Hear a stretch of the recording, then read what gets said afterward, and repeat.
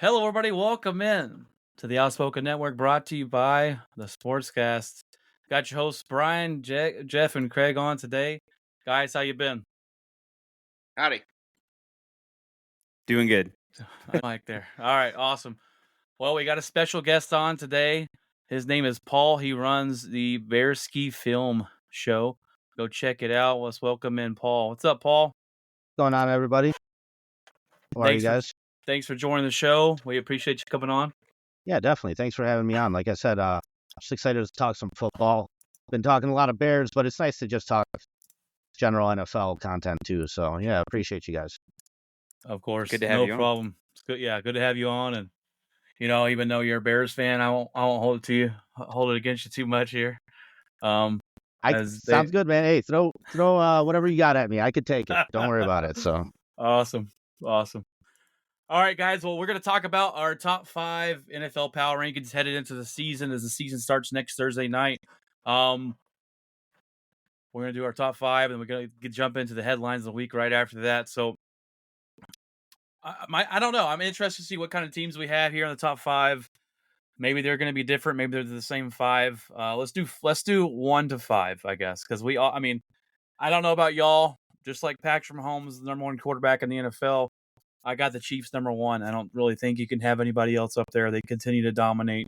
Even last year, when we thought they had an off year, they go and win the Super Bowl. So I think Chiefs have got to be number 1. And if you're not having them at number 1, then we might have something to talk about. But Paul, let's start with you, buddy. Who's your number 1? Yeah, it's definitely the Kansas City Chiefs. And you know what? You guys said an off year, and it's interesting because it just depends on how you look at it. There's different phases of team building, and they're at a point where, they have to pay guys. But instead of paying somebody they drafted in the 5th round, Tyreek Hill, they ship them away to Miami for some first-round picks and then sit there and get it done anyway. Like, it's such a textbook layout for how you should be running a team after, you've had some success and whatnot, because those situations change. So, yeah, hats off to them. I don't think they're stopping anytime soon, mainly because Patrick Mahomes. And, just a couple interesting things. It's like, I believe his yards per average have gone down over the years, and it's not that he's gotten worse. He's starting to just take what the defense gives him and start trusting his guys to make plays and, make it easy, make it cookie cutter, but efficient. And then also rushing yards. The second he hits the playoffs, his rushing yards are through the roof because now he's willing to scamper around, get that first down. Now it's worth the hit. Not during the regular season, but during the playoffs. Man, they're just such a smart team all around. I don't see how you can't have Kansas City at number 1. So, yeah, that makes total sense to me. I'd have to also agree. It's last year I kind of doubted a little bit because the offense was a little shaky. It's at parts and aspects of the season. And I think their defense was really good. That kind of bailed them out of a few times there. But whenever the lights are on and everything's ready to go and it's go time, especially in the playoffs, it's it's still a dangerous team. It doesn't matter if they've lost Tyreek Hill or if they've have a couple other rookies that I remember even during parts of the season where players were dropping the ball. Right. You have wide receivers open, and the chemistry was off. I don't know, but that kind of, there were some question marks for me a little bit going into the playoffs, but obviously those were laid to rest pretty quickly. So I think now that you give him a whole off season with these guys, I think you're going to see a completely different kind of trust with his wide receivers this time, especially with some of these young guys. So I think that Kansas City number 1 easily. Do you guys think that was the best defense he ever had in his career there last year? Gotta be close. I think It's got to be close. I think it was. You just talked about it too, Jeff, a little bit. And it seems like, we say an off year, they were 11-6. The offense doesn't roll on as much, but the defense was. The defense kept them in those games. And it just seems like it's that way. If the offense is struggling, defense says, hey, I got you today. They're very well coached. Andy Reid. This team is just a juggernaut. They're going to continue to be good. And they just like Paul said there, They're doing things the right way. I'm not going to overpay this wide receiver and Tyreek Hill. We kind of all thought was crazy. You're letting this guy go. They just find the next guy, and that's how you got to build your team. They went and drafted the Buffalo Bills, gave them another wide receiver and Worthy from Texas. That's going to be something to watch out for. That connection this year alone in practice and everything is looking a little scary with his deep threat there with his speed. So him coming from Texas, really good wide receiver, and Buffalo gave it right to him. But Craig, do you have them at number 1 too as well? Yeah, I mean, he just, like Paul said, it's everybody said that when they gave Mahomes the contract and when they gave Kelsey and they go start paying guys. They're not going to hang around when they start paying guys, and they made the moves that they needed to make to stay competitive and stay and they did it with less. And I mean, 2 years ago we sat here and said this is the worst wide receiver core he's got. We think he was going to have the biggest fall off, and we all had to run the apology bus right through Kansas City because he just proved us wrong. And I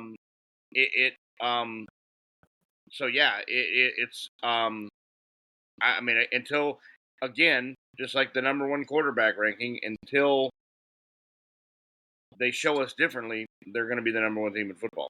I mean, maybe in a year or two, the division, maybe Denver, as they get Knicks affiliated to the NFL and maybe they make a run, maybe Harbaugh gives them a little, if he can do the same thing he did in San Francisco, but I don't think that's this year. Yeah, they Guys, got that. Go ahead, Paul. Yeah, it's kind of crazy. As for any one of you three guys, do you know how long it took Andy Reid to win his first Super Bowl? Yeah, a long time, which is crazy. I don't know how many years. How many years was it? You guys got guesses? Like 13 years? More. Over 13, 15. Really? More? Wow. What's the 21, number? 21 years. Wow. That's crazy. Guys, it just speaks like we're calling him a great coach, everything like that. He was fired at some point. It's kind of wild to think about when you actually think about it, but he is a damn good coach, right? However, it starts with the players. Like the fact that they got Patrick Mahomes out there is the reason why they're just dangerous, man. That kid is lights out. Just one more quick little thing. Like there's a story that Julian Edelman told. And Julian Edelman was a 7th round pick on the Patriots, and he said, he went to go work out with Brady the first time, and usually you would go work out with a guy and you'd get like 30 reps. Oh, Brady, it was like 75, 80 reps. He's like almost triple what I'm used to. So I'm exhausted. He's like, but throughout the whole thing, he's like, when I throw this pass, this is where the ball's going to be. This is where you're going to catch it.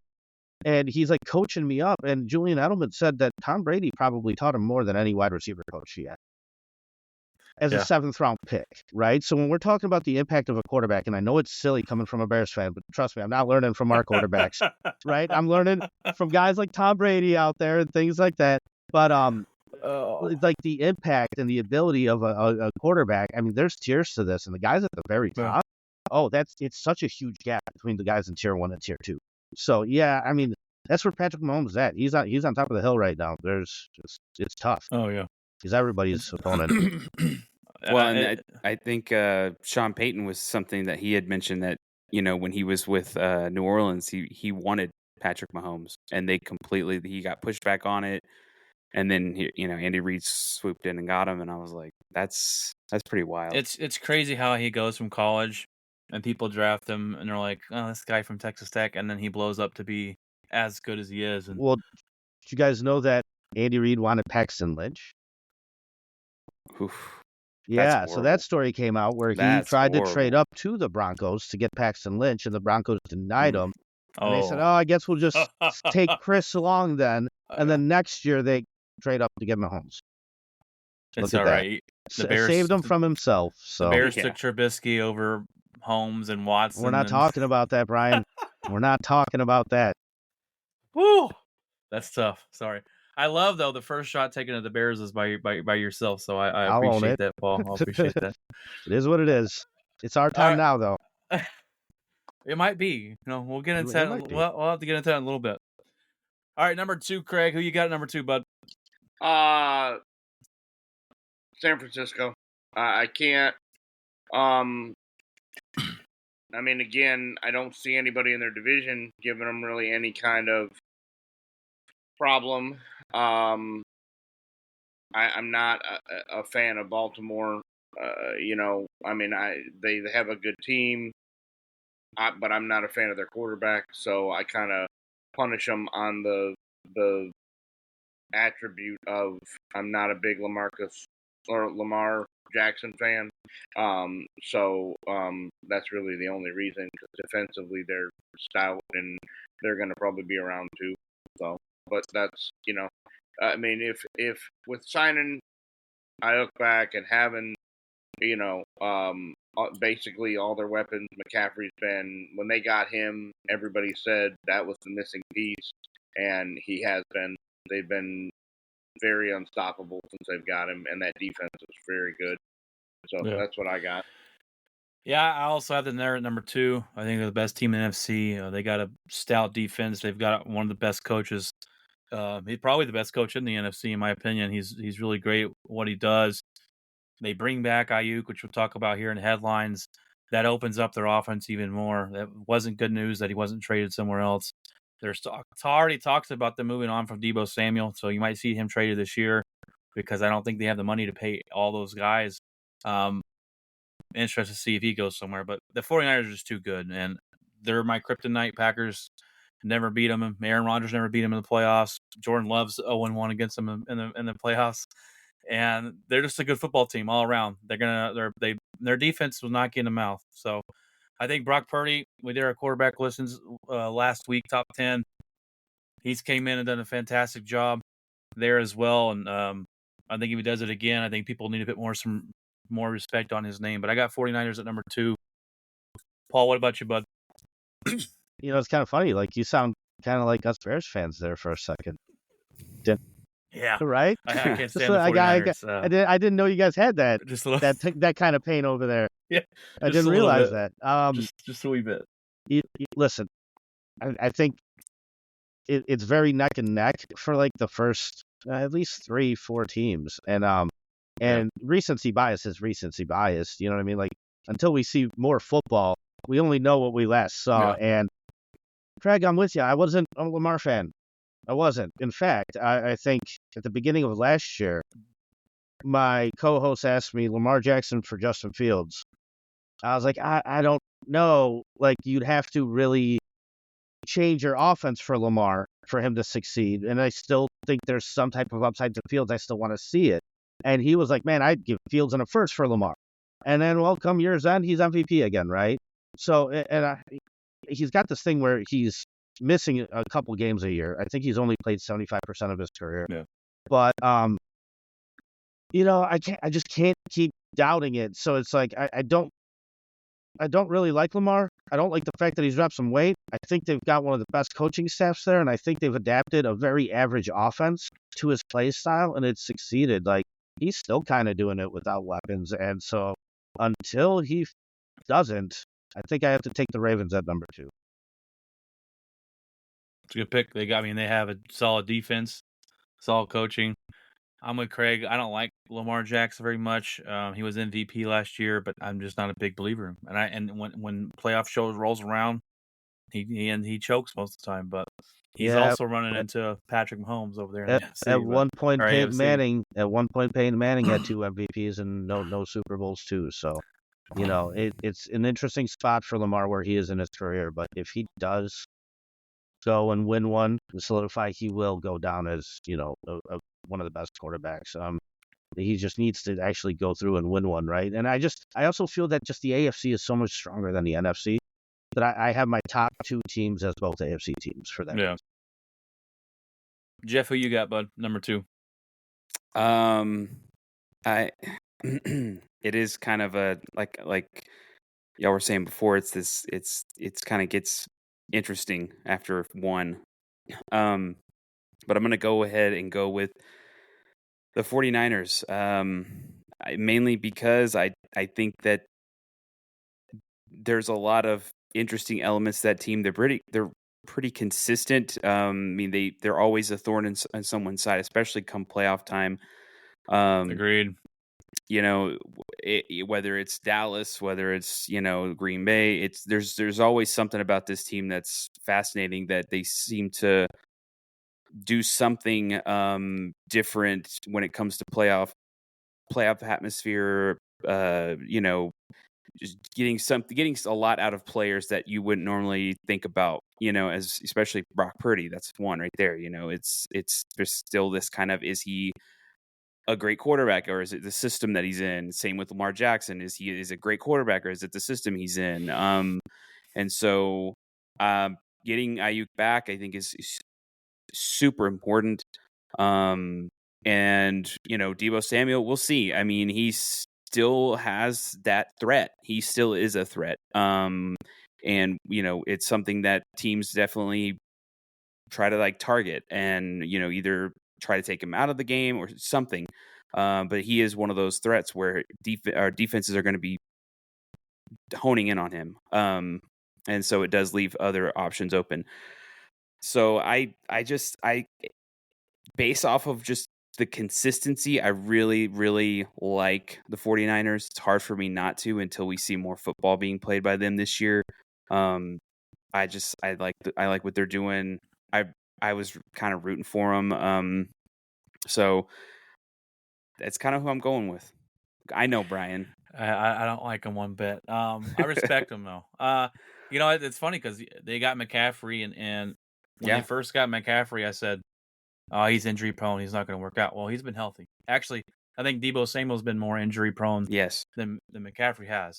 So they have two basically McCaffreys. Deebo Samuel is really good, so I'd take him on the Packers team any day of the week. But some of that to me is also the way they're coached. Oh, definitely. Shanahan's the best coach. I love the way Shanahan coaches his team, how and the positions he puts his players in. So, I just, until somebody figures out the 49ers, it's hard for me to go against them. Yeah, no, he is a really, really great coach. I like their GM too. John Lynch. I think they're pretty aggressive. They go out and get people. They finally signed Aiyuk back, but I got I talk about Lamar and I don't like him, but I got the Ravens number 3. I think you can't really look too far past this team. They have a great defense. They've always had a really good defense, and Lamar's good enough to get the job done. He was MVP last season. I don't know if he has an MVP level season again. I don't think he's going to be, his body's wear and tear for the back-to-back MVP seasons. He did take some weight off, so he might be a little bit slimmer. Interested to see what they do with Derrick Henry. He's a little past his prime, but we'll see how they can work that in. But the Ravens are just too good of a team not to have them in the top 5 especially, but they're number 3 for me, even though I'm not a big Lamar fan like Craig. But Craig, who do you have at number 3, bud? I can't go much lower with them. I tried, but I just don't. The other 2 teams that I have in the list are going to be kind of wild card and hard to put them over Baltimore. The defense carries that team. Lamar doesn't have to do as much as other quarterbacks to win games. I mean, if he puts up 20, that's normally probably pretty close to enough, whereas other guys got to put up 35 and 40 sometimes. You just don't see the Ravens ever really let up a ton to anybody. It doesn't really they're in every game, and when you're in every game like that and you have a guy that can kick the ball 65 yards, 66 yards, if you're in the game, then it shortens the field. I have the Ravens at number 3. All right, Jeff, who you got at number 3, bud? Oh, I'm going with Ravens. I'm not a big Lamar fan. I like the Ravens have always just been consistently a defensive minded team. And they kind of continue that narrative. So it's fascinating to me that Lamar has had such success with this team, the way that they're designed, and defensive really first, and then you have this guy who's kind of a dual threat dude, runs the ball well, and then there's times where he does throw well. And then there's times where I think he reverts back to just tucking it and going. So I think and that's the question is, if Lamar was any other team, would he have this success? And I don't know, but I don't think he would. So it's hard to not it's hard for me to not put them in that anywhere below the 3 mark, because of just the consistency. They do typically are in the playoff mix a lot. They are a threat defensively, but Lamar is a weapon you have to constantly be keeping an eye out when you play him. So there's nothing about the Ravens other than just a question mark as to if if you start to figure out Lamar Jackson, do you take this team? Is this team done? And so I also, the Derrick Henry thing, that's fascinating to me. How much does he have in the tank is the big question mark.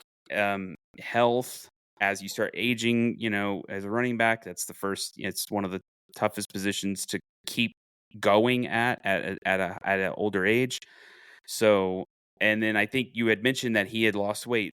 That's kind of a concern to me, mainly because that you kind of run that risk of, he's going to be lighter on his feet, but he's also going to be prone to getting injured. Well, it's just not his running style. He is known for running through people, not running around people. Exactly. So if you lose the weight, can you still do that?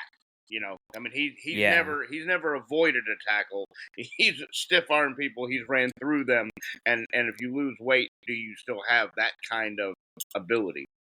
Yeah, or are you and I wonder, change your whole running style to try to now be the agile guy. Exactly. Yeah, and then maybe that's a way that they think is maybe going to be a deterrent from being hurt or not. So, but I can't deny how good the Ravens have been. And when it comes to one of the top teams, I'm not a fan of Lamar, but I can respect the team itself as a whole and respect how good they are. So they're at 3. All right, Paul, who you got number 3, bud? I can't just give you my number 3. I have to babble for a little bit, okay? That's so fine with me. I just Babble all have you to want. say one more thing about the Ravens, but to say it, I'm going to start off with just a situation I had recently where somebody was talking to me about Justin Fields, and they were giving me the excuse of, hey, well, we didn't put the right offense around him. We didn't put the right scheme around him. We didn't do him justice. And I kind of like popped my lid a little bit, and I was just like, there's only one team in the NFL that's willing to do that. It's the Ravens. Like, to put the right system around Justin, you have to be. It takes a lot because 90% of this league runs a derivative of the Sean McVay offense, pretty much. You know what I mean? So, like, most people are going to run a certain kind of offense, and there's very few teams like the Ravens. And Harbaugh's such a great coach. I believe he passed on Lamar the first time. They got him at the last pick of the draft. I believe they traded back and still got him.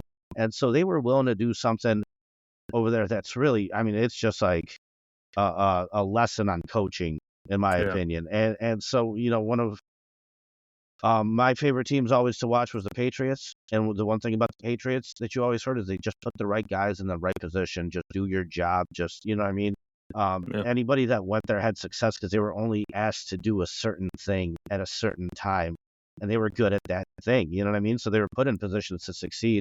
I feel like the Ravens do that now. I feel like that even with Derrick Henry and things like that, like I feel like they're just going to find a way to put those players in position to do what they do best. And I'm pretty confident of that just because of their coaching staff and what they're shown they're capable of doing. But yeah, all that. Yep. They build their system around the players instead of having a system and then saying, hey, you have to fit my system. That's a lot of coaches do. And then they draft some guys and the coach doesn't get to draft a team, and they get this ownership that drafts people for them. And they're like, I can't really use this guy. This is not kind of how my system runs. A good coach makes a system for the players he has to get the best out of them. And you're exactly right. The Ravens I think, dumb down the offense for Lamar, make it more simple, and they have their own system for Lamar to succeed there. Right. But, And I mean, and so that's where I never had much faith in the Bears being able to do that for Justin Fields, who needed something similar. But I mean, at 6'4", 220, 230 pounds, running as fast as Tyreek Hill, like, there's got to be a way to be able to utilize that in the right times. And early on, even with him, I said, like, this is great, but it's in the first quarter. Like, why don't we do this at the end of the game to win and things like that? And it just never happened. But, I'm just going to, my number 3 pick, though, I'm just going to flip up with you guys, 49ers. Yeah, I figured that would be it. Yeah, and I actually want to throw a curveball at you guys as if I haven't already. I have 6 teams listed, top 3 AFC, top 3 NFC. So I don't know if you guys want to go down that route, but I feel like the good conversation is really towards the back end of this thing. So yeah, I actually have a number 5 and a number 6. So if you guys want to do that, okay. But yeah, I think the 49ers, they're in a position kind of like the Rams were a year or two ago, where they gambled enough. They gambled and lost, and they gambled and won. And I mean, there's so few teams in this league are able to trade up for a 3rd overall pick and then be able to get rid of that guy and still move forward. I would actually argue that might be one of the reasons why they haven't won one, because that has to hurt you, and you barely saw it with that team. Still a playoff team every year. They're still competing, but time's about to be up. Like, they push their chips in a lot. I think to count another year before this thing starts really falling apart on them. So yeah, I think 49ers have to. There's got to be a lot of motivation there for them to succeed this year. Yeah, it's with that team. It's Super Bowl or bust. Getting there is not just going to cut it. It's we need to see something. We got to see a Super Bowl ring on our hand next year. It's a cool Pretty story, much. guys. I don't know if you know this or not. Kyle Shanahan, he used to babysit Christian McCaffrey. Yeah. Yeah, Yeah, his I've heard dad that was the story. coach, and Christian's dad was a player, and yeah, so that trade was a little more than just an NFL trade. It was personal a little bit too.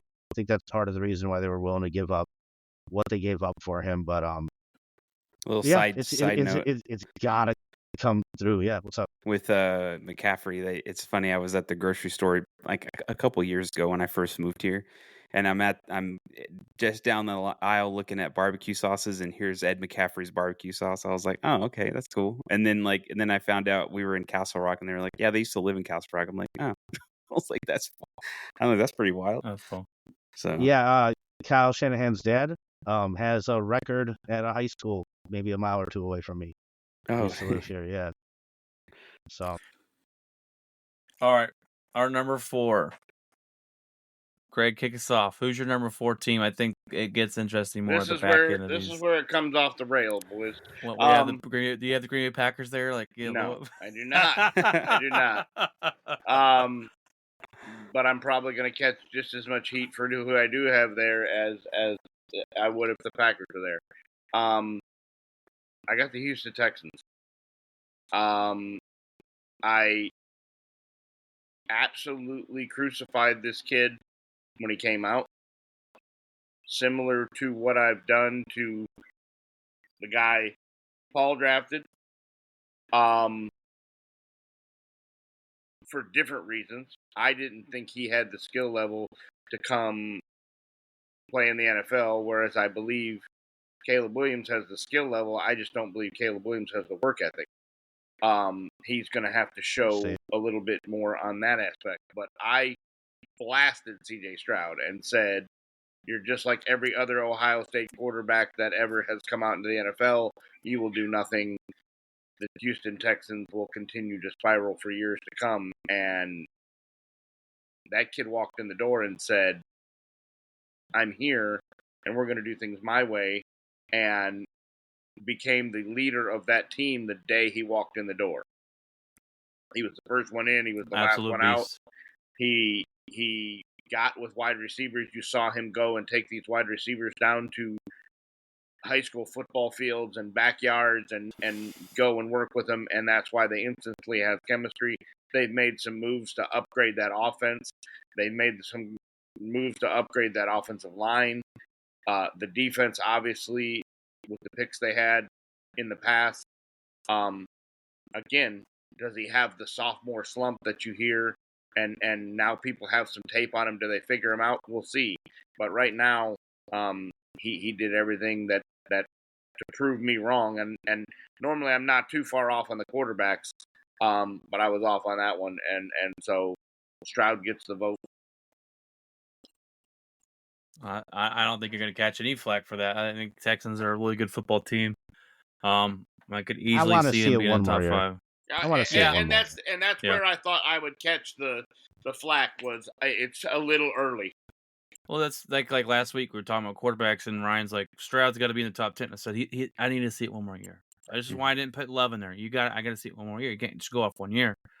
I have the Lions at number 4. The Lions are my number 4 team. They got a good defense. I really like their head coach. As weird as that's to say that I like another coach in my division. Goff had a great year last year. I think a lot of people don't really give him the respect he needed last year. He deserves some respect. They got a good running game. They got great offensive weapons. They're going to be at the top of that division this year, fighting between the Packers to win it. A lot of people already said it's the Lions division to win. I think Packers will come pretty close to winning it, if not. But Lions are a good football team. I hate to say it, but they're just too good. St. Brown's a great wide receiver. I mean, a top 5 wide receiver, a good running game, good head coach. Goff, I hope he has a bad year this year, but he had a really good year last year, and I'm glad they were able to beat the Rams in the playoffs last year. They should have beat the 49ers and went to the Super Bowl, but that is it. But I might get flack for the Lions being that high, but I just thought they were really solid last year, and I think they're going to be a 10, 11, 12 win team this year as well.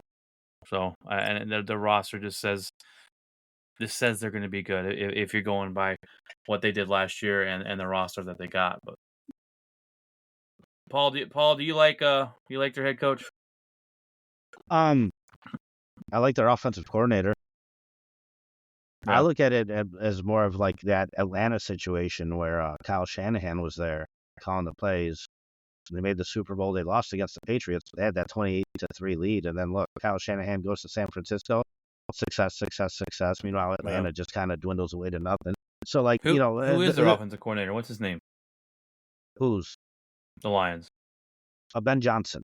So he was offered some head coaching positions this year. Down. And he turned him down. He came back, and for me, that was going to be the biggest factor on whether they keep having success or not. And listen, I like the head coach, but that rah-rah style, that rah-rah mentality, it works when you're winning. The second you start losing, man, we had like Club Dub going on over here. After, you know what I mean? After you lose 3 in a row and win 1, woo, Club Dub. No, that shit doesn't work, man. You can't hype these guys up when you have a losing record. So it's nice when it's all going well, but the second it doesn't, and the other thing about them is like there's aggressiveness and there's stubbornness. And like there was that one game where they went for it on 4th down, like over and over and over. They kicked the field goal. Just take 3 points. Just God damn it. Like, you serious? You know what I mean? And so those are the things that kind of draw me back a little bit from that coaching staff. But if you're asking me if I have them at 4, I don't. I told you I have a top 3 NFC and a top 3 AFC, but I still got to look at the roster up and down. I mean, I don't know. I went so back and forth on this one. I really did. You know what? Actually, fine. I'll give it to the Lions because of their coaching staff still being consistent, because their window is still open. It's just, it boggles my mind because the Rams literally got rid of Goff so they could win. But I guess maybe, I mean, I don't know. Kirk Cousins 2.0 in my opinion, but I've not been a big fan of Goff, but he had a great year last year. He did have a great year. I'm not going to take that away from him. Was it he found something, or was it let's muster up to back up the Brinks truck? Contract year, people seem to play out for contract. I was at a Monday night game at Soldier Field in December, Bears-Rams. We won that game like 15-9. I mean, he could just not move the ball in the cold at all. And I just remember seeing him like, whatever. Like, I don't know. And same thing with like Kirk Cousins, it's like when it gets, to the most critical moment, you're in the playoffs, 4th and 8. What do? You throw a 3-yard up and out to the tight end and hope he makes a play. Meanwhile, you have Justin Jefferson. Like, just give him a 50-50 pop-up ball at that point. But you're not going to because you're Kirk Cousins. Like, I kind of feel the same thing about Goff. Like, okay, sure, he's had a good regular season in the clutch, in the most critical moment. Can he do it? The Rams didn't think so, and they went to a Super Bowl with him. Yeah. So, that's my big reservation on them. But yeah, I'll give them at number 4.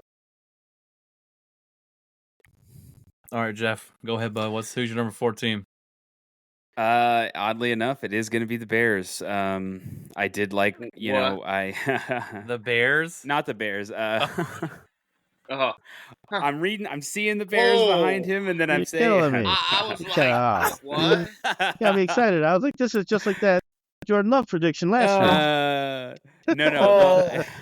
The Lions. Yes, I was like, wait a minute. Brian almost had a heart attack. I was like, huh? They're gonna do it. Even I was like, wait, what? Yeah. This guy's like, no Paul's way. like, now this guy's just trolling me. I wasn't. No, it's the Lions. I liked what they did. I was kind of rooting for them. There was one of those kind of Cinderella story kind of deals last year where it was, this team hasn't done nothing for so long, and it was kind of exciting to see that go. I guess the question mark is, can they repeat this? And the fact that they have kept the same staff intact, that it's important, that kind of got them to that point, I think is super critical. I will agree with that, analysis for sure. So, not the biggest golf fan too much, but I do like their defense. I love their coach and the way he, puts everything in place for them. And so I like the defense was really good. So overall, I don't see, it was tough for that one. That is one of those flips that could have gone either way. But I hope that now that they kind of kept everything in place, I hope that continues, and I'm hopeful to see that. So that's one of the reasons why I have them at 4. I do think that it was fun to watch, in the playoffs. So I kind of want to continue seeing that. So yeah, I got them at 4. This is an NFC North question for Paul here. Who do you got winning the division this year? And don't say the Bears. The Lions. Lions. Yeah. Listen, I have us at 9 and 8, but the stubbornness in me has me sweeping you guys. The more realistic thing is probably we go 1-1 with you and 1-1 with the Lions. Split. But I'll take 0-2 to the Lions if I could get 2-0 on you guys. Hey, look. Yeah, that's important to us. That really is. We need to see the change. I felt so bad for my buddy Brandon. He picks me up. It's the first game, Bears versus Packers last season, and he talks all this crap on the way to the bar. He's like, "This is our year, man. We're about to dominate you. This is our year. I'm telling you." And I'm sitting there eating my chicken wings, and we're up 30-something to something. I'm like, I'm just laughing. It was just funny. You want a bad story? I'll give you a bad story. Give me a bad story? Yeah, well, yeah. Okay, so let's hear it. One of the 4 cold, I think it was like the 4th coldest game, late December, towards the end of the year, and me and my 2 brothers-in-law, my wife's brothers, one of them has 2 kids, and he lives up in whatchamacallit, in Wisconsin at Lake Geneva, right? So the one kid, the older one's already turned to a Packer fan. The younger one's still salvageable, right? So I think he liked like Cincinnati or some bullshit at the time because he played Madden or whatever. But we take him to the game. And, yeah, I know you like that. That's a good term. So he's not. He's going to be broken for life if he listens to us. But so we're sitting there, and it's the 4th quarter, and we tie this game up, and we're freezing our asses off. And the kids are like, we want to go home. We're up in the nosebleed sections. We don't care. And we're just telling them, like, listen, this is what being the man's about. Like, we're going to sit here through another however, many minutes of this freezing ass weather and endure it because we just tied this game. We're going in a damn overtime and we're going to win this thing and we're going to take it home. and we're, you know what I mean? And we're giving them these rah-rah speeches. And all of a sudden, there's like 30 seconds left in the game. Aaron Rodgers drops back. It was like 60 yards to Jordy Nelson. I'm just like, he won't even let Drops me it in the fucking bucket. freeze my ass off. He won't even let me freeze my ass off. Like, Greatness. no, dude, it scarred me. Like that was. Randall Cobb as the bear killer. I'm sure those kids like were just like, Ryan's no, back. we're not being fans of this team, right? It's rough, man. It's rough. Had some rough moments. Ryan I made says my the wife love top stay three up. is madness.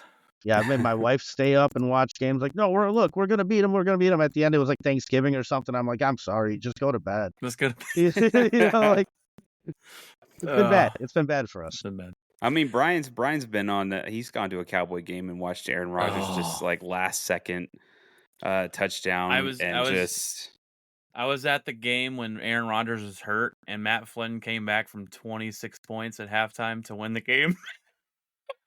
It's greatest. All the Cowboys crying out there. Oh, it was, and it's funny because I don't know who I hate more, the Bears or Cowboys. Like your Bears are my rival, and I grew up with so much cocky Cowboy fans living in Texas. Sorry, Craig.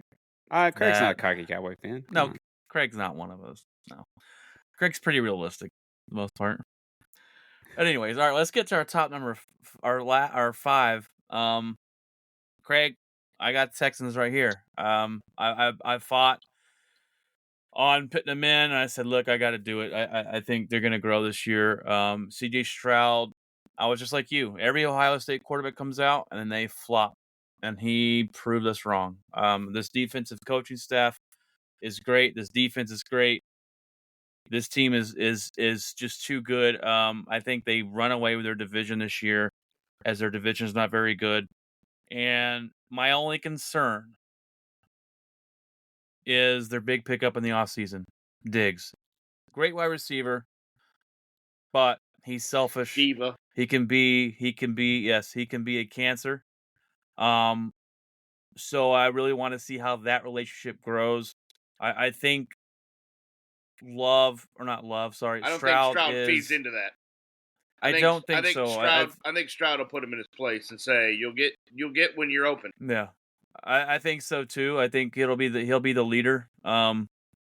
He's I think he obviously already is a leader, but I think he'll shut that down and go from there. But I got the Texans at number 5, and I don't think you can have them too much further out of there. I mean, they're definitely a top 8 to me, in my opinion. But I got him at 5, and Stroud's fun to watch. He's one of those quarterbacks I'll turn on to watch. But let's go with Jeff. Jeff, who's your 5? So I'm gonna kind of stick with that, but I think for different reasons. I like Houston, but and Stroud's awesome, and the offense is great, but I do like the way they play their defense. Their defense is really good. I like the coach that they have. That was one of the coaches. I was one of the finalists that was rumored to come to Denver. He decided not to, and ended up in Houston. I mean, and awesome for him. I mean, he ended up in a really good spot, and he's developed. I think he actually took some of our defensive players with him, and he had an amazing, defense when he was with the 49ers. So it's like, he's developed a really good team there, with obviously the offense as good as it is with Stroud and the excitement there.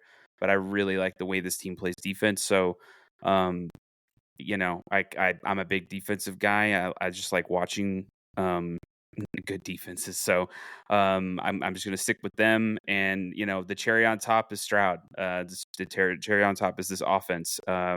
And the excitement with that, and the excitement to see it mold into something better than it was last year, which is pretty wild to think. So you're getting a CJ Stroud that is going to be more mature now, 1 year in, one more year in, and one,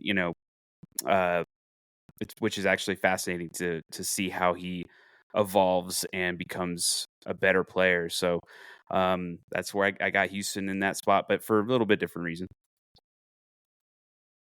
Ryan Sims has the Cowboys a top 5 team.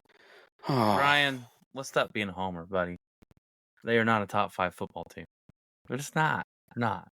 All right? They're not. Top 10, yes. Top 5, I can't see it. And he also says it's funny because he says he was at a Cowboys Packers playoff game, and I know we all know. I think it was this last year, Was Ryan? it this last year? I think it was. I feel bad. He also Can says, I give you my problem with the Cowboys? "Oh, please, let's hear it." Well, Dalvin. Yeah, so And it's like that's the whole it for season. tonight, fellas. Sorry, Craig. See you later, buddy. Sorry, Craig, but it's like the whole season. It was the games went one of two ways. You're either blowing teams out or you're getting blown out, and you became very one-dimensional. And that's why the Lions scared me, because the Lions found different ways to win games. I mean, we had 4 turnovers against them, and they still came back and won. So like Well, being you're able the Bears, to win, so. I know, but we're not talking about my team. We're talking about the Lions finding different ways to win against different opponents, right? You're right. No matter who those opponents were, that kind of is a dangerous thing to me. So the second it got like the Cowboys were 10 points down, I was like, oh, 10-1. I've seen this before all year, and Well, that's so a McCarthy. and that's That's a McCarthy staple. Is he wins the games he kind of not supposed to, but then he never wins the games that he's supposed to. You never know which team he's going to have show up. I don't know why the reason is, but that's the one thing that I noticed that had me saying, hey, if this team just gets down 2 scores, they're not coming. Yeah. Mike Zimmer will be the head coach next year, and McCarthy will be fired. Already guaranteed. McCarthy will be fired, but Belichick will be the head coach. It's already that deal is already done. I can tell you. You know what the rumor is? No, the rumor is McCarthy fired Dion in Dallas with his son as the quarterback because Dak won't be there next year. I'm like, all right, guys. You'll never be able to. There's some pie in the sky there. I don't really. Jerry would take it because it would get you all talking. But, I might jump right off the wagon if Shadir Sanders is my quarterback. I'm gonna. No. All right, Ryan, we need to have an argument here because. Can I say one not thing? Really an argument. Can I say one thing that Ryan put on here that is like, I don't know why you did that to yourself. What? Most wins since 2019, not named the Chiefs. Great. Come on. Is that an example that you want to be compared to? Playoff wins? Yeah. Doesn't matter. This is, yeah. Yeah. Well, here's the problem, Ryan. And you need to jump on the show and talk about this at some point. I agree Zimmerman's a good defensive coordinator. Y'all had a top 5 defense last year. How much better are they going to get? I mean, I don't know. And Dak, and I didn't know that until like 2 episodes ago when Craig pointed it out, and I was like, wait, Dak had a top 5 defense last year, and they couldn't go anywhere in the playoffs? That is saying something. My one question about that is, when did Romo have a top 5 defense? Or did he ever? Maybe the year that they were the 1 seed and lost to the Giants. I'd have to look it up, though. But okay, how about this? In 2010, the Chargers had a number 1 overall defense and a number 1 overall offense. I think they went 9-7. Yeah. Because they had the Terrible. 32nd special teams in the league, and it's a team game, right? So, like, listen, financial allocation's huge. Dak's taking up way too much money. He's taking up way too much money. It's got to be on him. And like I told you guys earlier, it took Andy Reid 21 damn years to win a Super Bowl. It wasn't until he got Patrick Mahomes. So at some point, like, I'm not saying that the coaches are great over there. They're not. But if they're winning regular season games, then they know how to win. At some point, it does kind of fall on the players, and especially if you look at how the finances are allocated. Yeah, Dak's taking up a lot of that. So, it's funny. I did this quarterback cap percentage analysis where I went back the last 10 years, took the top 10 paid guys, and just found a percentage of how much of the cap are they taking up. And you go back 10 years ago in 2014, listen, the percentage stayed kind of the same until this last year. This last year was whack. Yeah. But in 2014, the top 8 guys either won a Super Bowl, have been in a Super Bowl, or like are making a Super Bowl run. Whereas this last year, the top 4 out of 5 guys have no business being there. And the only one that was there was Matthew Stafford. But like Deshaun Watson, Dak Prescott, Daniel Jones, I forget who the 4th one was, but it's like, the Giants but are they had dumbasses for Daniel Jones. Business getting paid that much money because they haven't backed it up with playoff success. And so, like, listen, Brian, I'm gonna toss this trivia your way. When Aaron Rodgers won the Super Bowl, Who was his head coach? It was McCarthy. Okay, who was his offensive coordinator? I do not remember. Joe Philbin. Remember that guy went to That's Miami right, for 2 years and yes. dwindled away to nothing because he Yeah. sucked. And then That's why I and he forgot was about also him. the most sacked quarterback that year. So listen, a great quarterback has shown that he can win you one despite Oh, obstacles in front of him.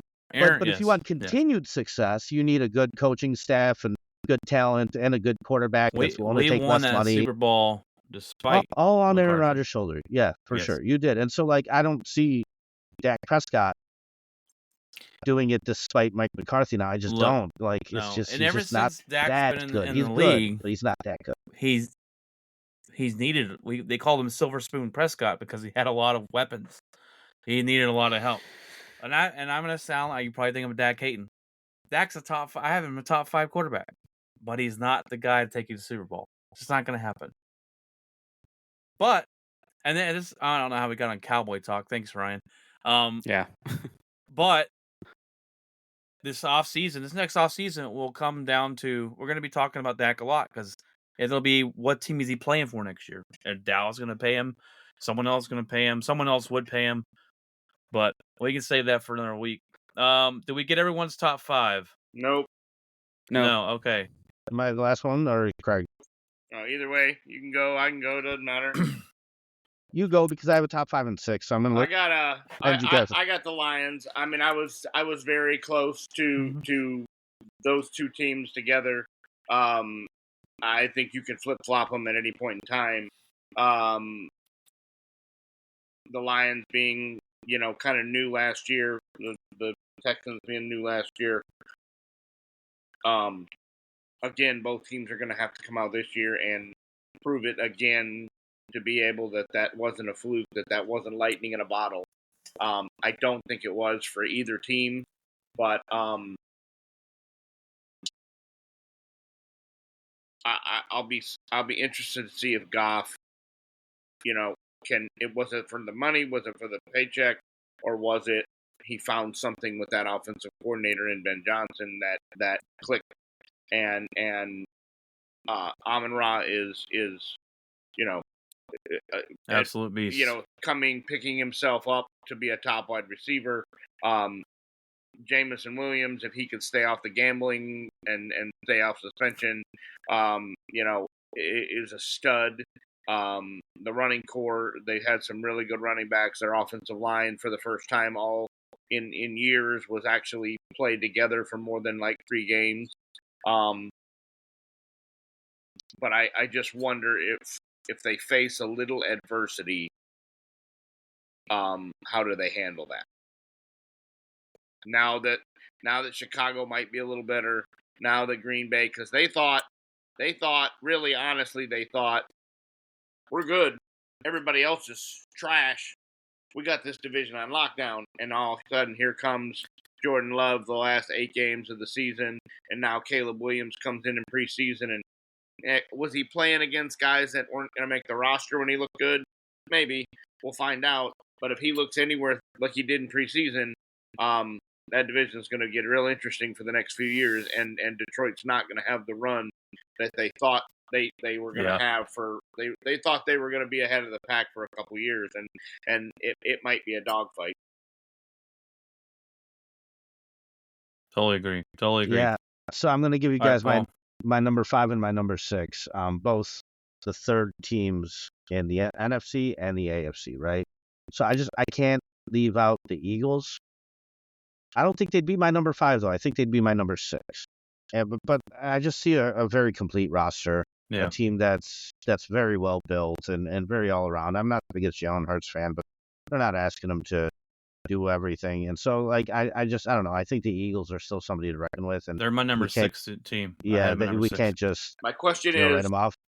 Hurts lost the locker room last year, I believe, and possibly. And I'm interested to see if they play with him or play against him. Because I think they were 8-0, 9-0, and then all of a sudden just imploded. Yes, they did. And they were talking about Hurts getting knocked out in the tunnel by his own guys, and I don't know if any of that's true, but we as Bears fans, we went from Vic Fangio to Sean Desai, they went from Sean Desai now to Vic Fangio. I think they got the better idea there because Vic Fangio is a legit defensive coach. Yes. Yeah. Yes, So I think they've made that turnaround in those areas. And yeah, I have to give him my number 5 spot, but my number 6. I'm sorry, I have to give him my number 6 spot as an honorable mention. But my number 5 spot is the Jets. I think if Aaron Rodgers has anything left in the tank, I think that's a very, very complete roster. To see them third in the 100%. AFC would not surprise me, and I feel like they're also another team that's do or die all in. So it's either this year or not. So yeah, I got They them. win that division this year, in my opinion. Me too. I'm really so high on I got them as my the number Jets. 5 team. So yeah, ahead of the Texans, I'll take Aaron Rodgers and the damn Jets. Yeah, Aaron Rodgers does have some left in the tank if he can Cripple keep his McGee. Achilles from ripping in half. Hurts me. Ryan's Hurts me to say it. I hate it. Ryan's hating over here with the Eagles. Yeah, yes, the Eagles have I- a great roster. You cannot say that they don't. But that ownership Okay. or this one. I know. I'm sorry. I don't think it's a hot take if the Packers fall off. There's a lot of people underestimating the Packers this year. You talk about sophomore slump with Jordan Love, C.J. Stroud. I think you could. This new defensive coordinator. Yes, there was you a can lot see of it. losing points. Yes. I think the So I don't think it's a division hot beats take, up but- on itself. But if it does, you only sign him for 3 years guaranteed, so that's Yeah. not too big Oh, yeah, of you a have hole to dig outs. out of. You still have outs and you still have options moving forward. And they were one of the youngest teams last year to make the playoffs. Yeah. One of the youngest teams, period. I think maybe we the are the youngest team. in the Yeah. NFL. So, and then it's hard to sit there and point at where'd you take a step back necessarily. Well, that's what I'm saying. So it's rough. we're So only- I hear you. We're only going to gain more experience, more time together. I think Matt LaFleur is very underrated head coach in the NFC. I'm interested to see what our defensive coordinator from Boston College comes in and does this defense. It can't be any worse than the last guy. I forget his name, but he was terrible. Oh, believe me, it can. Terrible. Believe me, probably it can. But All right, guys. Thank you so much for having me on, though. I do have to get going, you so have to get going. appreciate it. Yeah, it's long been fun. show And, tonight. yeah, appreciate you guys. Sorry about all the chatter, but Awesome. Nice to have that's you what- on. Thanks for That's doing what it, we're here Paul. for. all right, have a good Thanks, one, guys. Paul. Bye. Thanks, Paul. All right, guys. Let's get into the I didn't say my last one. Hold on. Wide receiver by committee has never worked before. That's what makes me skeptical. That's a whole conversation I want to have with you guys on a different show because it's never been done, but it's working out for Green Bay. And why is that? Sorry, Jeff. What's your number 5, buddy? Sorry, we've ran an hour and we haven't got out of our. Oh, no. Yeah. So, no, and honestly, it's probably going to cause some stir. I know Ryan just wanted to do crying face all over the place, but it's the Eagles. The reason why, I don't know what the drama, how real the drama is between the locker room and Hurts, but I will say this.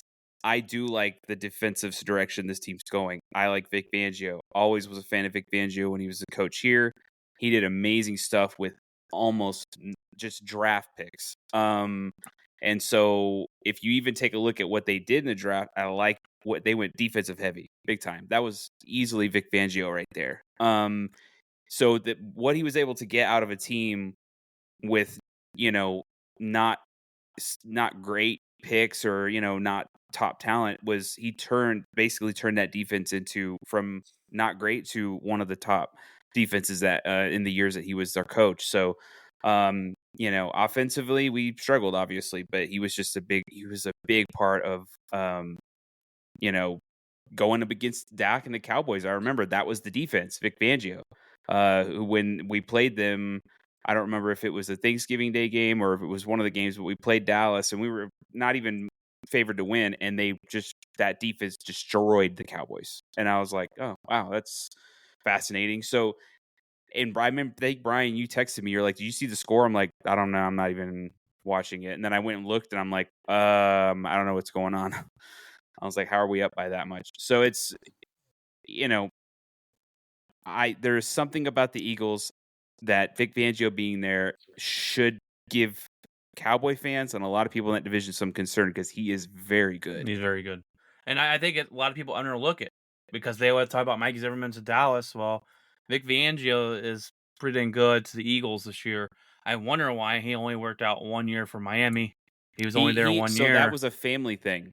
That was him wanting to be closer to family. His daughter or somebody lives in the area, and he, that was one of the reasons some people thought he was going to come back to Denver, and he decided not to. So, but yeah, besides the offense and the direction they go with the offense, and maybe even the drama that's going on there, I still focus on, if that defense stops you and you just don't score, there's not much for the offense that needs to happen in order to get them over the mark and actually, score on you or whatever. But I'm telling you, that defense is going to be crazy. Yeah, the Eagles have a good roster, and their owner is really aggressive, and they go out and they make moves, and they're going to fight for that division this year against Dallas. And a lot of people have put money on Dallas going under their win total this year. So we'll see. It'll be interesting, definitely.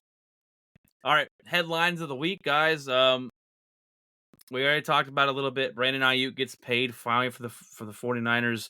John Lynch came on and said, some point, man, you just got to play some football. They get a deal done, 4-year, 120. It's just, like I said, bad for the NFL and good for the 49ers because this guy opens that offense up a little more. They have another weapon they can use. There's talks and discussions already about moving on from Deebo Samuel and stuff like that. But I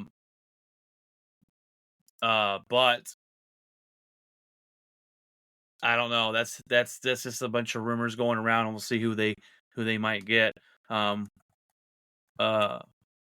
Sorry, but what do you guys think of Brandon Aiyuk? Is he a number one wide receiver on a different team? Do you think he's capable of being that guy? I think so. I think my problem with the Brandon Aiyuk deal is, he signed the same deal they've been offering him for months, and I don't know why now. Why do we, he signs a deal that they've been offering him the whole time, and he needed to be in around the team and get the work in. I think he's a big part of that team. I think like Jeff said, I think we don't know what that team looks like if Aiyuk's not there. I think he helps spread the field. He helps. He's a huge part of that offense. I'm telling you right now, he's the reason they won the NFC Championship game. That catch he made down the field, falling down, changed the entire complexity of the game. And if he doesn't make that catch, then I don't think the 49ers start on their run and win that football game. Did y'all watch the wide receiver show on Netflix? No, I need to watch that. And I did watch the quarterback one, the documentary on the quarterback, and there's another one out there about the Michigan, the whole Colin, deal that came out Tuesday. I need to watch. If you go back, if you watch the wide receiver one was really good. I didn't really watch the quarterback one, but in there it shows, because they go with Kittle and Deebo Samuel, both from 49ers, and it shows Aiyuk. He's real close with Deebo. He's real close with those guys. And sometimes losing a guy like that in the locker room that helps kind of gel things together could be detrimental to the team. But he's real close to those guys. Like I said, it's good for the 49ers and it's bad for everybody else. Yeah, and I think Ryan that was saying a low end wide receiver one. Yeah, I can definitely see that. Well, I mean, yeah, and that's not a bad thing. They have so many weapons. I haven't even talked about Kittle, which is definitely something that, I mean, obviously, that was a huge piece of their offense. Sorry. And there was a fly there, so I was like, yeah. But yeah, I mean, the 49ers Kittle adds an element that another weapon, another thing you have to look at, another thing you have to worry about, Deebo Samuel. I mean, I remember even some of the options that they had last year, where at one point, I think it was during one of the playoff games, he starts a play where he's the running back. And I'm like, oh, like, what? I'm like, how crazy is that to think at any moment they could just be like, you know what, line up and go. Like, and then like 2 plays later, he could just be going out for a catch. And it's like, what? And so you have a lot of weapons on there, and you can't cover them all. So And it is Shanahan's great at using those and confusing defenses with them. Mhm. All right, we had speaking of another little wide receiver debacle here, and I agree with Chase in this one. He showed up to practice 15 minutes late. He's holding maybe a hold in. They asked the coach if he's playing week 1. Coach says yes, and then he comes out and says, "I may have put my foot in my mouth. We don't know." Chase has looked at this offseason and said, "Hey, this guy's gotten paid. This guy's gotten paid. This guy's gotten paid. This guy's gotten paid. This guy's gotten paid. I'm better than half of them. Where's my contract? Where's 2 years my away. contract at?" That's where it's at. He's 2 years away, but Play I don't know. Not how it works. He's outplayed. I didn't agree with Lamb. His and thing. Lamb still had a year on the deal. Exactly. That's what these guys are doing. A year, and it's though. A year. The whole wide receiver group this year went off and got paid, and Chase is like, "Hey, I'm better than half these people, more than half these people. I'm top 3 in the league probably. Where's my contract at?" Do I think I don't think he holds out all year. I think he plays eventually. Then you worry about, is he going to come in and get hurt? Same way with the Cowboys. Is Lamb going to come in and pull a hammy in week 2 because he didn't afraid of it. go through? So I'm not gonna lie. Yeah, I mean those are worries for the team. Those are worries for Cincinnati with this is Chase and him not playing. If he doesn't play week 1, week 2, what are we talking about here? Because I didn't pick him fantasy football just because of that. I refuse. I didn't pick Lamb because of it. You let it go down to the wire, and I just didn't.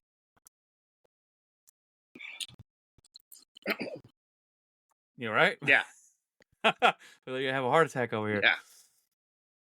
Speaking of Lamb and the Dallas Cowboys, they go ahead and sign Dalvin Cook to this running back room. It's interesting. Dalvin Cook is past his prime, I'd say. He's a little injury prone, but he's going to be your best running back in your running back room because the running backs you have are complete trash, including Ezekiel Elliott, garbage. And that should tell you anything. That the rumor was Mark McCarthy was mad that they didn't go get Zeke earlier in the offseason because he's that stupid. Zeke is terrible. He's a paperweight. He is first and goal on the 1. All right, let's put Zeke in. That's all he's good for. Anyways, but Dalvin Cook's going to be the best if he can stay healthy running back for the Dallas Cowboys. I called this move probably a month ago.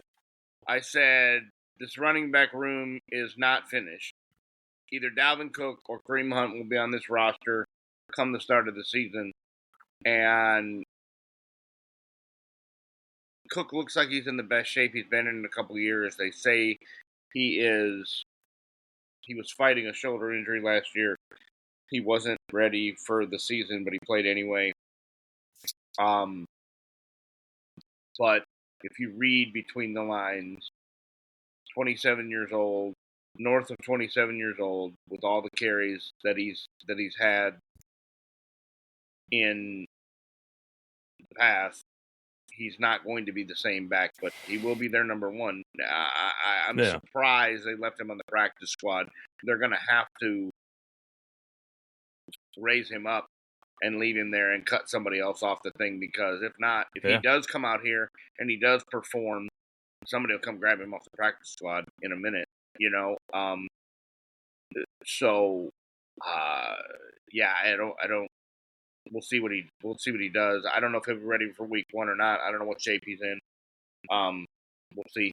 Yeah, that might be a little hard for week 1. But you're playing a really good defense, so we'll see if they give him a little break. But he's going to be your number 1 guy. I don't know how healthy he's going to stay, and his consistency hasn't been there as far as staying on the field. I'll entertain Ryan. Yes, Dalvin will cook and Zeke will eat. I will entertain Ryan. Dalvin will cook. Zeke's gonna eat, but he's gonna be on the bench, and I'm telling you, Zeke's terrible. He's just going to be in there for blocking plays. Pretty much. No, I'm kidding. Hey, at least his last play as a Dallas Cowboy won't be that horrible fake where he's the that center. they did, where he got blasted. Yeah, that's the center. Oh man. Oh man. All right. I read this story today. Packers and Eagles are supposed to play in Brazil Friday night next week. The second game to open up the NFL season, as Thursday night is the Chiefs and Ravens. But Friday, the Packers and Eagles are supposed to fly out to Brazil and play a game there. But there are massive wildfires in the area, in the city, and they're thinking about just canceling going to Brazil and just playing it here. I wish they would do that anyways. I don't want our first game being jet lagged over to Brazil, playing in some field where Jordan Love blows out his leg anyways because it's not up to par. I don't like the idea of playing overseas. Put us here in Philadelphia. It's the Eagles' home game anyways. We can all wear green and be okay. And I hope it does get. Not I don't want the fires to go on. That's not very good. I do hope it gets canceled and puts back over here against the Eagles, and we can play here in America. We're not jet lagged, but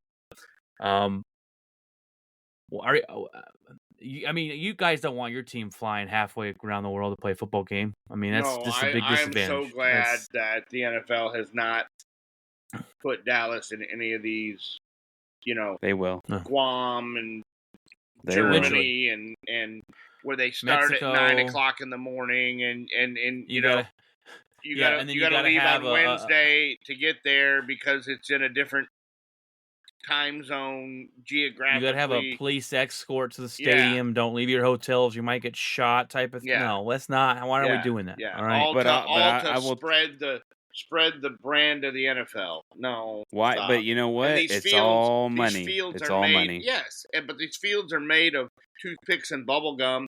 Just like the Hall of Fame game a few years ago. They're like, we're not playing on that. They're like that. A high school football field is better than that. It's yeah. When are we going to see an NFL team from Mexico? Because I think that's I honestly thought it would have been there by now. Surprised. No, I honestly thought when they started doing this, that was the plan. It's just I think there's going to be more of these kinds of games. I think there's going to be more games played in other countries, and see, Mexico's fine because it's not far, but Brazil, right? But England, I think this is not. This is going to continue. You're going to see more of these because I think they want to. That brand is they're going to want to grow that as much as possible, and potentially have a team in another country or It's just seems like that's where it's headed. What's up, Jonathan Delgado? Hey, bud, how you been? Thanks for jumping on the show. Appreciate that, sir. Come join the show, comment live, and we'll talk sports.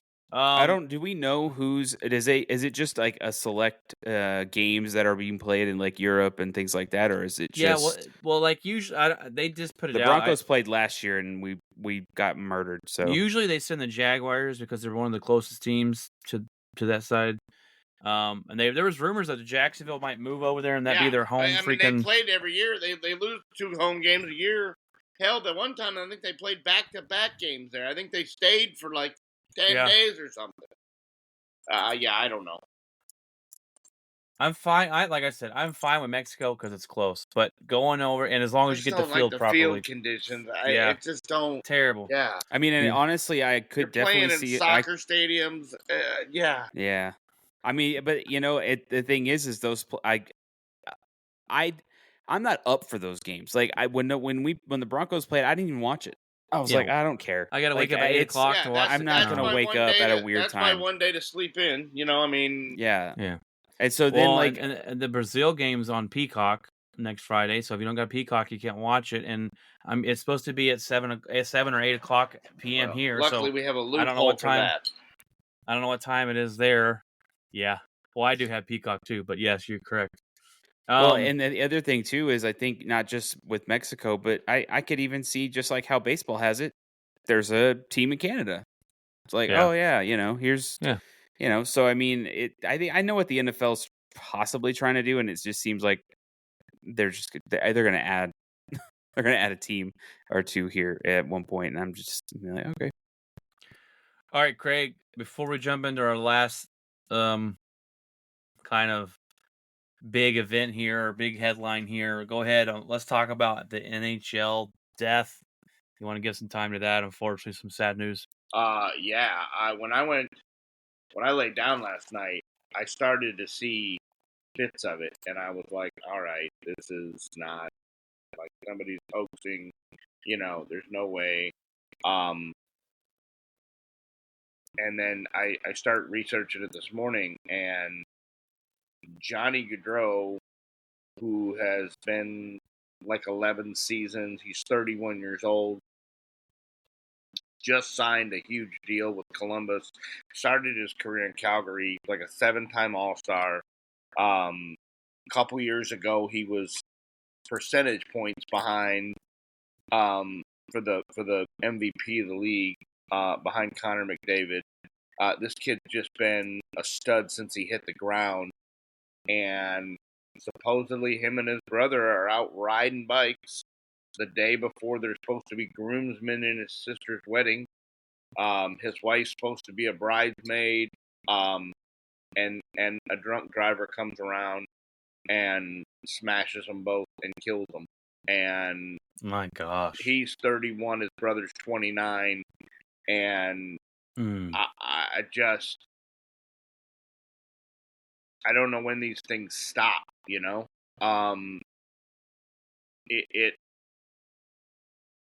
This kid had a huge life. He's got 2 young kids. He's got a young wife. Now his sister probably has to change her entire wedding. I mean, are you going to get married the day after your brother and your 2 brothers pass away? They're supposed to be in your wedding, and your anniversary every year is going to be the anniversary of your brother's tragic, death. There's never I mean, you just don't think of that when you go out riding mountain bikes and yeah. I mean, they're probably just out having a good time and trying to get some exercise or whatever they were trying to do and sightsee or whatever, just enjoying their life. Yeah, just enjoying family. They probably said, "Hey guys, we'll be right back. We'll be back in an hour." Yeah. And the next thing you know, everybody's life is different, all because somebody decided to and I just, I mean, things like this, you hear about them, you don't think they're real, you don't think they happen, and then they do, and I mean, that changes not only several lives, but it changes an entire, hockey club now. They got this guy. He's their leader, their captain, their stud. They built the team around him, and think they're going to have a starting to come and build a team. And now he's just tragically killed, and they get nothing. It's not like a trade or a deal where they get something in return. They get nothing in return. Like you now have to fill 115 points in your roster, and oh, by the way, hockey starts in 2 weeks. Ready, break. What?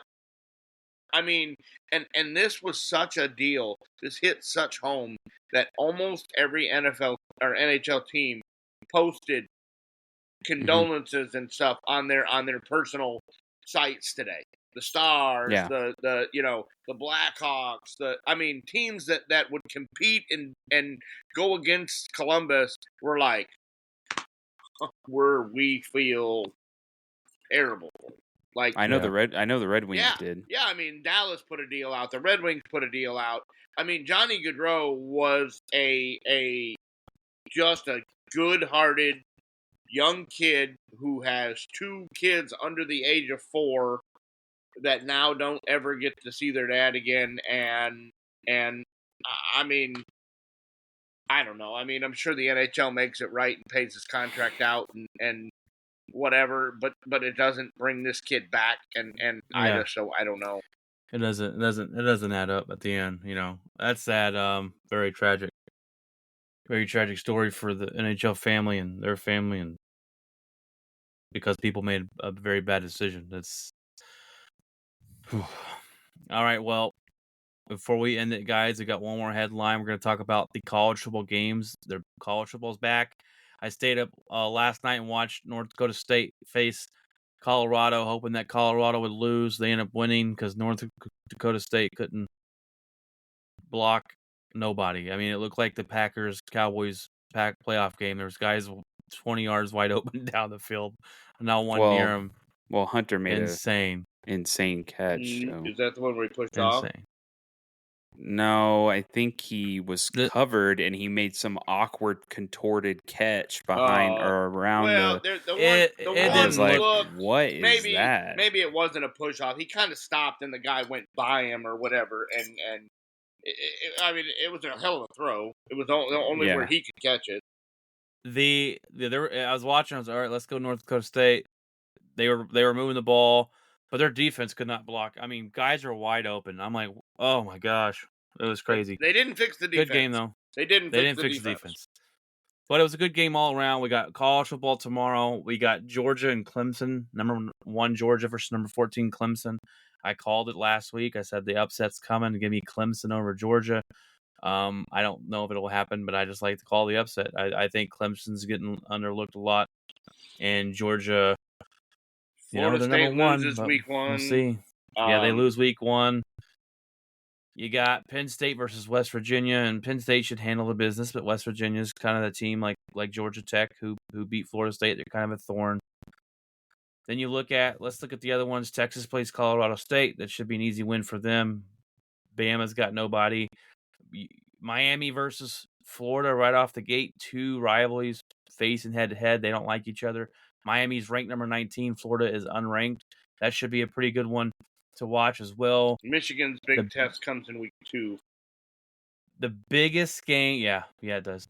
The biggest game tomorrow is Notre Dame number 7 at Texas A&M at number 20. That should be a pretty what time is that game on? Pretty good game.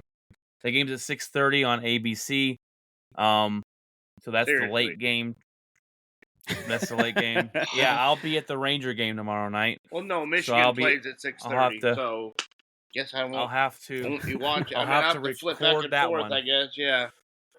And then picture in picture. No. Oh, that's good call, Jeff. You can. That's what we're doing. Sunday, September 1st, because there's no football on yet. You got USC at number 23 taking on LSU at number 13. A nice game for Sunday as we're having family over. We're going to smoke some ribs. Hopefully my smoker works and watch this football game. Those are the big games, and I'm ready for it, man. I'm going shopping early in the morning tomorrow so I can be back and watch as much football as I can until I get to go to the Ranger game tomorrow night. So you're not excited for when's TCU playing? They're playing right now. They're playing right Stanford. now, yeah. Oh, dang. Okay. Yeah. Yeah, they got 2 Friday night games this season. This week and then about mid-season. Yeah. Now, college game day, everyone said TCU will have a way better year this year and looks for them to be a way better football team. I don't think you can have a worse year. I mean, they only won 3 games. 4 games last year. Yeah, but they weren't talking they're going to win 5. They were talking like, okay, they're going to put a good season together. Not saying they're going to make no playoffs or be in the top 15, but we'll see. They got a good head coach, but But I'm excited for football. I'm excited it's back. Next week, guys, we go back to 2 episodes a week, Tuesday and Saturday.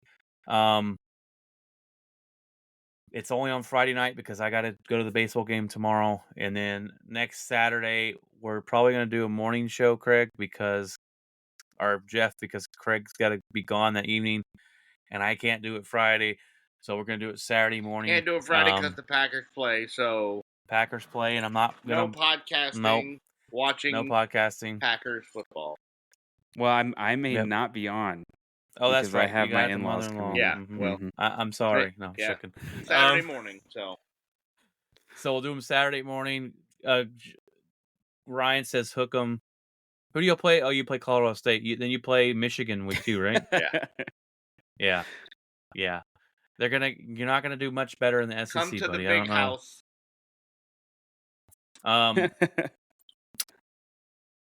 Yeah. All right, let's throw this question around, and we're already an hour and a half into the episode.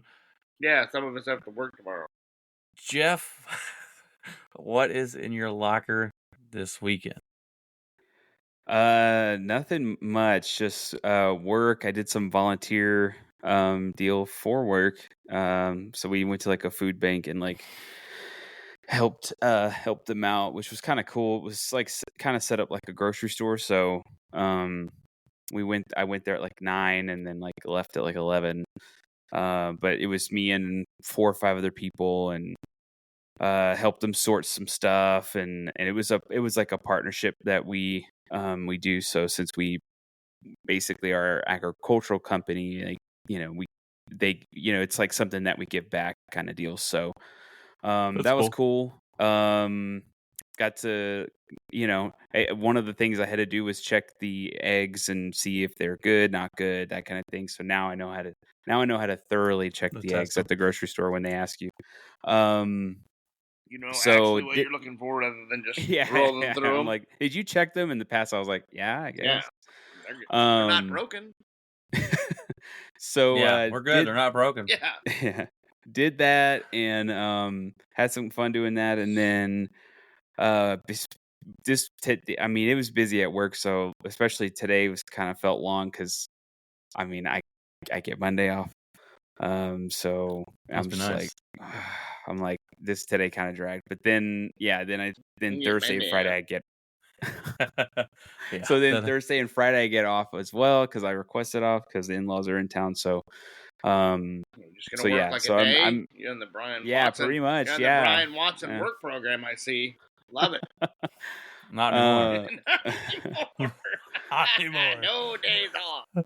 No days off. No. So yeah, just trying to get through this last little stretch of heat. So yeah, we get a cool front. It's gonna be 85 on Monday. Yeah. So yeah, getting ready for football. I mean, it's especially NFL. Like we have to wait another week, basically. So, well, if your team's playing on Sunday, so not, looking forward to trying to see what the Broncos are going to do. Kind of it. I watched, actually, right before this, I watched I think it was a Frontline whatever about CTEs. Was done a while back. It'll be interesting. But it was, it was interesting. There's so much I want to watch. I want to watch the documentary on the Michigan scandal. I've got the wide receiver deal I want to watch. Yeah, below that, it was on McNair. Yeah, it was I on saw the McNair one. I went after the podcast last week. I went directly downstairs and watched it. That's good. So yeah, what I watched it on was they had the whole hour and 20 on YouTube, and then right underneath that it was the Houston Astros scandal. I was like, oh, I'm definitely going to be watching that. Is there one on there too? Yeah, it's on YouTube. It was. I was YouTube. Like, dang, it's a whole episode. So yeah, it was kind of cool. So I watched that a little bit, and I'm trying to remember the player's name. I don't know why I'm blanking, but he played for the Chargers. They found out he ended up having CTE. Oh, Junior Seau. Junior Seau. That's it. And he killed himself? Yeah. So yeah. So there was a lot of players that either did that, killed themselves. Like, you know, it was weird, and I was like, "That's wild." I'm waiting for the day that comes out about Jim McMahon. He is so bad. I'm waiting for the day that thing. Brett Favre's working on something. I don't know if he's going to be in a show about CTE or he's actually producing a show or movie about CTE. So that's been a big topic going on lately. Yeah, and the other thing too is they ended up talking about a college player from Penn State, who also ended up, offing himself, and when they went and looked at his brain, he was already showing signs of that.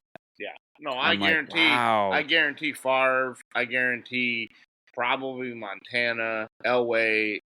Yeah. They've all had. They have some form of it. As Steve Young Yeah. was one of the guys they were talking to, and then there was also a high school kid that something ended up happening with would not him, be shocked. and they checked his brain, and the doctor was The internal, shocked. I was like, initial wow. signs of it. I was like, that's crazy in high school. I'm like, well. So I watched that a little bit before I came on, and that's kind of it, though. What's in your locker, Craig? I got to work tomorrow, but not for very long. I should probably be done by noon, and then it's college football the rest of the day, and then maybe tomorrow night after the Michigan game, I might catch a couple of these documentaries because, like I said, I've been wanting to watch these, and other than that, Sunday will be just a day to recover. Next couple weeks will be long, but there's a light at the end of the tunnel, and I finally think it's not a train this time. So we will see. But yeah, no, just gonna enjoy some time off. Monday shouldn't be too bad. I got to work, but there shouldn't be a lot of traffic. Shouldn't be a lot of things open, and it should be a shorter day. So, Brian, what about you? Well, tomorrow's college football, so I'm going early in the morning to get my grocery shopping out of the way, test my smoker out. Hopefully it starts working and I can smoke some ribs on Sunday and have the family over for Memorial Day weekend. Was it broken? Yeah, and I don't know why. It would say pellet air, but there would be plenty of pellets in there. They wouldn't say, it didn't give me no logger jam. I pulled out the logger, the auger. I pulled all that out, emptied the pellets, plugged it back in. So I got to go get some more pellets to test it tomorrow, and hopefully that's what works. If not, then it's probably the motor. And auger motor is only like $25 on Amazon, but I won't be eating ribs on Sunday if not. So hoping it works. I want to smoke some ribs for the family because they're delicious. Going to the Ranger game tomorrow night with a buddy of mine who is from church, and Bernie, thank you so much. He gets me in free. He works for the nonprofit there. They do a lot of charity stuff for the Rangers and the charity that the Rangers give back to the community. He's a big part of that. He gets in free and gets me half off of everything in the stadium. Half off food, half off merchandise. So I appreciate him taking me there tomorrow night. It's going to be our season's done. The Rangers aren't going to go anywhere. They're done. It's in a discussion. They just lost tonight to the Oakland Athletics 9-2. We were hanging close with the worst team in baseball. So that's a little frustrating, but it's still fun to go to the games and be at the ballpark. Travis Jankowski makes the catch of the season, and the next day they put him on waivers. Oh my gosh! Yeah, yeah. Did you see that catch, Jeff? No, I didn't. Bottom of the ninth. Bottom of the ninth. 2 out or 1 out. 2 runners on. A guy cranks a 3-run shot. It looks like it's going on the wall. He's 2 foot over the wall into the bullpen. Jumps up, catches it. And they ended up winning the game 4-3. It was a great catch, and then they put him on waivers the next day. But it's still fun to go to the games and be at the ballpark. It's always a great atmosphere, and it'll be fun tomorrow night. And then Sunday, cooking some ribs, hopefully. Fingers crossed that my smoker works. Gonna have the family over, my brother's over, hang out, watch some football, and get ready for next week. Monday, like Craig said, Monday's trash will be light, and hopefully it's a better Monday than most, and then go from there. But other than that, I've had a pretty good week this week. College football to finish it up, and I told my wife it's that part of the year you don't like that I'm going to be watching a lot of football. So yeah, we'll see. All right, guys. Well, it's been an excellent show tonight. I want to thank again Paul for jumping on the show. And if you guys are Bears fans, go check out his Bearskifilm page on YouTube. Does a lot of work for them. And come click subscribe, like our show. We'll be on mostly Tuesdays and Saturday nights.